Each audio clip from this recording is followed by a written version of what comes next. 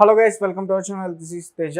అయితే ఆంధ్రప్రదేశ్కి సంబంధించి ఎలక్షన్స్ ఎగ్జిట్ పోల్స్ గురించి ప్రశాంత్ కిషోర్ గారు మాట్లాడడం జరిగింది. ఏ అయితే బయటకు వస్తున్నాయో సర్వే సంస్థల నుంచి టాక్స్ అవన్నీ కూడా నమ్మొద్దు, కొన్ని అమ్ముడిపోయాయి, ఇప్పటికైనా మీరు మానేస్తే మంచిది, లేదంటే చాలా ఇబ్బంది పడతారని అని చెప్తున్నారు. సో ఈ విషయాన్ని అంతా కూడా మనతో పాటు డిస్కస్ చేయడానికి ప్రముఖ సీనియర్ జర్నలిస్ట్ దుర్గా గారు ఉన్నారు. ఆమెను అడిగే ప్రయత్నం చేద్దాం. నమస్తే మేడం. నమస్తే. సో అంటే ప్రశాంత్ కిషోర్ ఆయన చాలా తెలివైన వ్యక్తిగా మనం చెప్పుకుంటూ ఉంటాం. అలాంటి వ్యక్తి జగన్మోహన్ రెడ్డి దగ్గర నుంచి దూరం అయిపోయాడు ఆల్మోస్ట్. సో ఇప్పుడైనా కూటమి గెలుస్తుందని కుండ బద్దలు కొట్టినట్టు చెప్పాడు. కానీ ఏ అయితే బయటకు వస్తున్నాయో సర్వేలు అవన్నీ కూడా అబద్ధాలని చెప్తున్నాడు. అంటే ఆయనతో పాటు కొన్ని కలిసి చేసిన సర్వేలు కూడా అబద్ధాలని చెప్తున్నాడు. సో దాని గురించి సర్వేలు ఎన్ని చేసినా కూడా ప్రజల నాడి అనేది కొన్నిసార్లు మనం పట్టుకోవడంలో విఫలమవుతాం. అట్లా ఈ సర్వే సంస్థలు ఏవైతే ఉన్నాయో ఇవన్నీ కూడా విఫలమవుతాయి. ఈవెన్ ప్రశాంత్ కిషోర్ గతంలో చెప్పిన కొన్ని తప్పాయి, మనకు అది కూడా తెలుసు. సో ఈసారి ఏంటంటే ఈసారి ఆయన ఖచ్చితంగా కూటమి వస్తుంది. ఈవెన్ మోదీ కూడా చాలా కనీసం 300 సీట్లకి తగ్గవు అనే ఆయన చెప్తున్నాడు. మనం కూడా 300 సీట్లు తగ్గవని మనం కూడా చెప్తున్నాం. 300 సీట్లకి అబౌవ్ మోదీకి వస్తాయని చెప్తున్నాం. కాకపోతే ఏంటంటే ఇప్పుడు మీరు నిన్న తీసుకున్న ఆరామస్థాన్ కావచ్చు, కొన్ని సర్వేలు ఉన్నాయి, అవి ఎంతవరకు నమ్మచ్చు అనేది ప్రజలు ఆలోచించుకోవాలి. ఇప్పుడు ఇంకొకటి ఏమవుతుందంటేనండి, ఈ బెట్టింగ్లు అనేవి ఎక్కువైపోయాయి. ఇప్పుడు ఈ సర్వేల వల్ల నష్టపోయేది ఎవరంటే మధ్యతరగతి వాళ్ళు కావచ్చు, లేకపోతే అదే ఐటీలో ఉద్యోగాలు చేసే వాళ్ళు కావచ్చు, వీళ్ళందరూ బెట్టింగ్లకు వెళ్ళిపోతున్నారు. అంటే ఇవి ఎంతవరకు తీసుకెళ్తాయంటే మీరు అధిక మొత్తంలో ఎప్పుడైతే బెట్టింగ్ కట్టారో అది ఫుల్ఫిల్ కాలేదనుకోండి, ఆత్మహత్యలకు పాల్పడుతున్నారు, అనారోగ్య సమస్యలు కొని తెచ్చుకుంటున్నారు. అంటే విపరీతంగా టెన్షన్ పడిపోవడం, అక్కర్లేని ఉత్కంఠ, ఇవన్నీ తెచ్చుకుంటున్నారు కదా. ఇంకొక రోజులోకి వచ్చాం మనం, రెండో రోజు మూడో రోజు మనకి రిజల్ట్ వస్తుంది. కానీ అది తట్టుకునే శక్తి అందరికీ ఉండట్ల. మీకు ఆఫ్టర్ కరోనా ఏమైందంటే మనుషుల్లో కొంచెం అనారోగ్య కారణాలు ఎక్కువైతున్నాయి కదా, అనారోగ్యానికి గురవుతున్నారు ప్రజలు. సో ఇవన్నీ దృష్టిలో పెట్టుకుని ఆయన చెప్పు ఉండొచ్చు. ఆయన అనేది నాది నమ్మమని ఆయన ఏం చెప్పట్లా, అలాగని నమ్మద్దని చెప్పలేదు. అది మీ విఘ్నత మీద ఉంటుంది అంతే.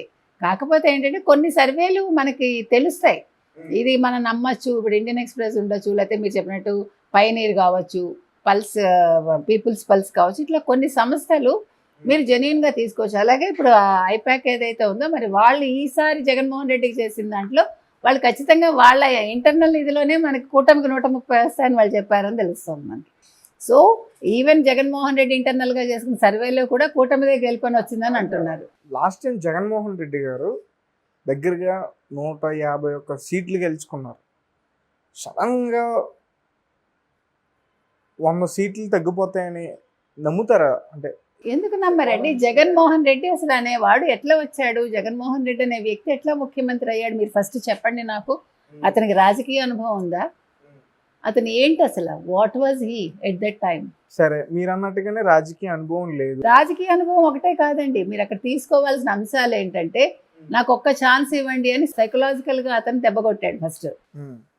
అతను కష్టపడలే, 16 నెలలు జైల్లో ఉండొచ్చిన వ్యక్తి ముఖ్యమంత్రి అయ్యాడంటే చెల్లెలు పడ్డ కష్టం ఏంటండి? చెల్లెలు ఎంత చేసిందండి అతనికి? చెల్లెలు అన్న కోసం పాదయాత్ర చేస్తే ఈరోజు చెల్లెలు ఇంట్లోంచి పంపించాడా లేదా? తల్లి విజయమ్మ గారు ఏం చెప్పింది? రాజన్న బిడ్డ అవకాశం ఇవ్వండి అంది. ఈసారి తల్లి చెప్పింది అదే మాట? చెప్పలేదు కదా. అంటే మనిషికి అతనికి అనుకోకుండా వాళ్ళకే అనిపించింది ఏంటి ఇన్ని సీట్లు వచ్చాయని. అంటే ప్రజలు ఏమీ ఆలోచించకుండా ఒక పక్క ఓట్లు వేసేస్తారు అంతే. దానికి రీజనే లేదండి. గతంలో వచ్చిన 151 సీట్లు ఏదైతే ఉన్నాయో ప్రజలు అనాలోచితంగా వేసి ఉండొచ్చు. అంటే ఏది ఆశించి కానీ లేకపోతే జగన్మోహన్ రెడ్డి మీద ఒక అభిప్రాయంతో వాళ్ళు వేయలేదు. అడిగారు, సరే రాజశేఖర రెడ్డి కొడుకు, షర్మిల తల్లి, వాళ్ళు ఏదో ఒక క్యాలిక్యులేషన్లో వేసేసారు అంతే. అది ఇప్పుడు జరగాలని లేదు మీకు, అదొక మ్యాజిక్ అంతే. ఆ మ్యాజిక్ ఫిగర్ ఇప్పుడు రాదు. ఇప్పుడు నిజంగా జగన్మోహన్ రెడ్డి ఓడిపోయినా కూడా 40-50 సీట్లు కూడా వస్తాయా రాదా అనేది మనం ఆలోచించాలి. డెఫినెట్గా నా లెక్క అయితే 30-35 వస్తాయండి, అంతకుమించి రావు.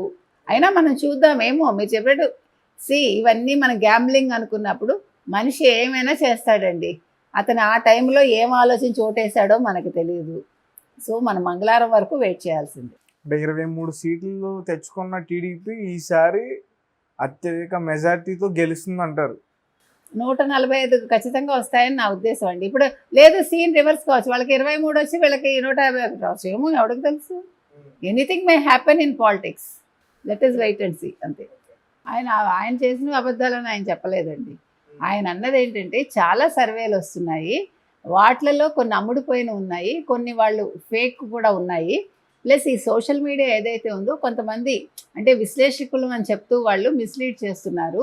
కొన్ని సోషల్ మీడియాలు కూడా అన్నెసరీగా కథనాలు ఇస్తున్నాయి. అవన్నీ నమ్మకండి మీరు. అంటే జెన్యూన్వి తీసుకోండి అన్నట్టుగా ఆయన చెప్పాడు. మనం అట్లా తీసుకోవాలి. అంతేగాని అన్నీ ఫేక్ కాదు. అలాగని మీరు అంటే ఇప్పుడు చూడండి ప్రతివాడు ఇప్పుడు పొలిటికల్ అనలిస్ట్ అయిపోయాడు, సెఫాలజిస్టులు అయిపోయారు. అందరూ సీనియర్ జర్నలిస్టులే. అసలు వాళ్ళు ఎప్పుడూ కూడా జర్నలిజంలో ఉన్న వాళ్ళని కూడా మనం చూడటం లేదు చాలామందిని. ఎవరికి వాళ్ళు ఇప్పుడు ఇంకొకటి ఏంటంటే మీరు వైసీపీ తరఫున మాట్లాడే వాళ్ళు చాలామంది పెయిడ్ ఆర్టిస్టులని అందరికీ తెలుసు. వాళ్ళు సడన్గా పుట్టుకొచ్చారు. గత నెల రోజుల్లోనో 2 నెలల్లోనో వాళ్ళు వచ్చారు కొంతమంది. వచ్చి వాళ్ళు మాట్లాడుతున్నారు. కాబట్టి ఇలాంటివి మీరు నమ్మకండి అంటున్నాడు ఆయన. సో ప్రశాంత్ కిషోర్ చాలా క్లారిటీ తోటి మొదటి నుంచి చెప్తున్నాడు. ఈసారి కూటమి ఖచ్చితంగా వస్తుంది అని ఆయన చెప్పాడు.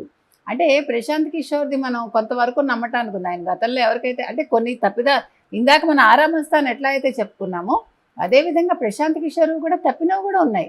ఇప్పుడు మీకు ఏమవుతుందంటే ఇప్పుడు మీరు గ్రౌండ్ లెవెల్కి వెళ్ళి చేస్తారండి. చేసినప్పుడు ప్రజల నాడి మీకు ఒకలా ఉంటుంది.